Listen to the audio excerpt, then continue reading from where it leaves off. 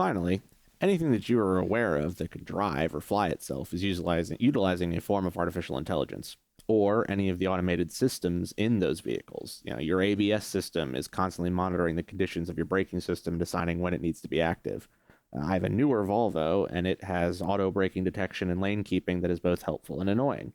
Of course, we have self-driving cars now, and I'm sure people are aware of autonomous drones, either the big self-flying planes or the small quadcopter style things. Yeah, I had to deal with those Waymos or whatever when I was visiting the Realm the other week. They're self-driving Ubers more or less, and they just really don't care about their surroundings. Like I watch them kind of butt into line and slam on their brakes and cut people off. One of the worst things is that when the shooting happened there a couple weeks ago, one of these things blocked the police and increased the response time to the incident, I think, by like about a minute. To me, that's fucking dystopian. And I don't think that it's the satanic pedophiles programming it to do this, but I do think it's a result of some type of negligence, the negligence that comes along with poor planning and implementation. Yeah, I mean, I imagine it's like equal parts incompetence, negligence, and simply development processes. Because, like, if you examine the comparison that people like to give is like several years ago, that or not even several years ago, they were trying to ask these AIs to make videos of Will Smith eating spaghetti, and Yeah. it looked absolutely like a Google. It looked like one of the Google deep thing hallucinations.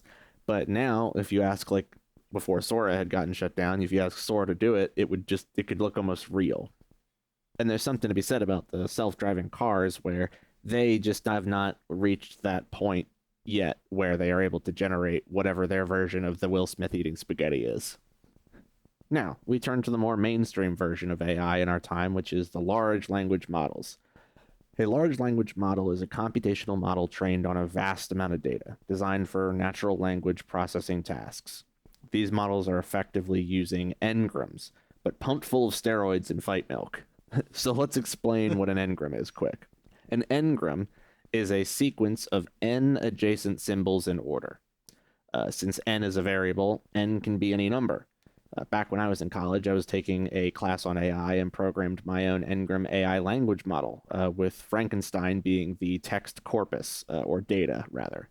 The program was designed to examine the entire payload of data and create a predictive library of words associated to other words depending upon a context driven by the amount that n was. So if I ran it as a 1-gram, it would only consider what word is directly before it as the context for deciding what the probability of the next word should be.